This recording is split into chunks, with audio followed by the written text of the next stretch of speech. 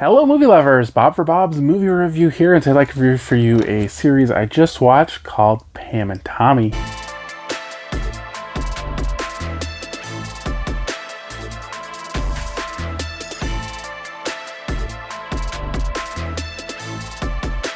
This one was sent to me for review by Lionsgate. If you get a chance to check this one out, love to hear your thoughts down in the comment section below. I will be sure to include more information with links to purchase one down in the description.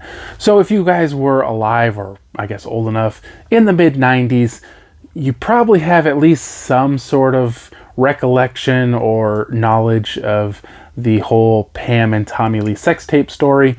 But if not, or even if you do, this goes into detail of the events surrounding this infamous sex tape and really the story of Pam and Tommy Lee. Now, I was pretty young when this whole thing happened, so while I do kind of have vague knowledge, like I don't really know anything about it. So Seth Rogen is playing their contractor, and basically Pam and Tommy Lee have moved in together, and they're kind of remodeling, I guess, to be a master bedroom or some kind of crazy master bedroom. And there's just two guys working on it, and Tommy Lee keeps changing his mind. And they're building like these big, heavy, intricate things, and they build like this huge solid wood bed. And he's like, well, you know, maybe it should go over there, when they've already built it into the room. And they're like, well, we can't do that. And he's like, well, come on, you could do it. And, you know, they're like, well, it's going to cost you. And he's like, whatever it costs, money's no object. And then behind his back, they're like, you know, he hasn't paid us anything. I'm putting all this stuff on my credit card. I need money. He's supposed to pay us half down. He hasn't given us anything.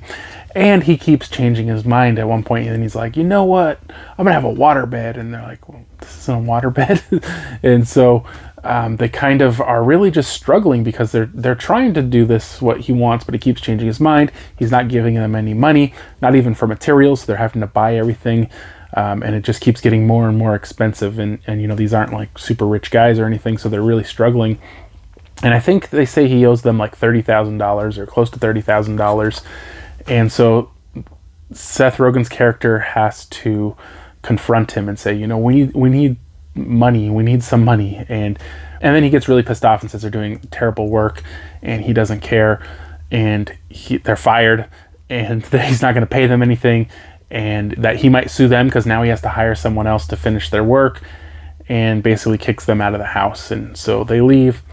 And I want to say it's maybe just a couple days later or something, Seth Rogen comes back, and one of the people who works at the house or whatever lets him in, and he goes to get his tools, and Tommy Lee comes and says, you're not taking your tools, they're my tools now, and very aggressively kicks him out of the house. So he doesn't really know what to do. He's out all the money he spent on the materials. He lost his tools.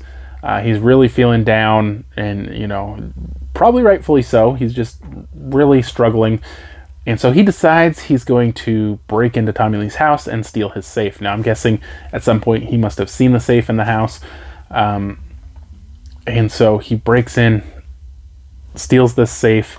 Nobody knows. It's unclear how long it took them to notice. I wish they would have had a more for sure timeline on how long it took them to notice. But he starts going through all the stuff, and there's like guns and watches and cash. And he starts like pawning the stuff, and then he comes across the tape, which is a tape that they had made on a trip, and they commit many sex acts on said tape. And he's like, okay, so his friend works in the porn industry as a producer, I believe it was. And so he's like, you know, how can we sell this? I need to make money off it. In his mind, he's like, I just need to recoup what I lost, you know, because he lost all this money and his tools. And so he's just trying to find a way to get whole again.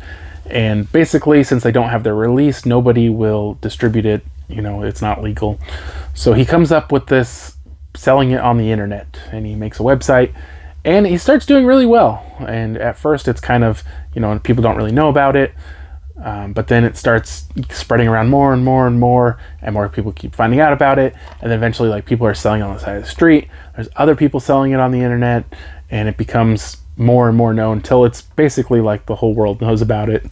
And it starts to really affect their careers, especially Pamela Anderson's. And so they try to kind of you know, they try to put a stop to it, but they really don't seem to have a lot of options, and they're not really having a lot of luck. Meanwhile, the contractor, he's kind of not selling them anymore because people are selling them on the street for half the price he is.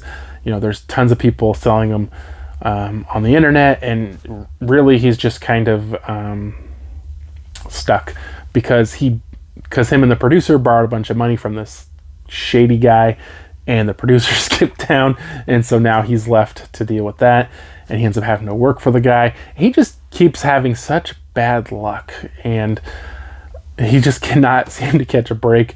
In the meantime, Pam and Tommy Lee don't even seem to really know for the longest time that the tape is gone, and they're just kind of going about their lives, and and Pam gets pregnant, and she loses the baby. They kind of allude to due to stress and everything with the tape. I don't know if that is true or not, but that is kind of a heartbreaking story. And then they end up getting pregnant again.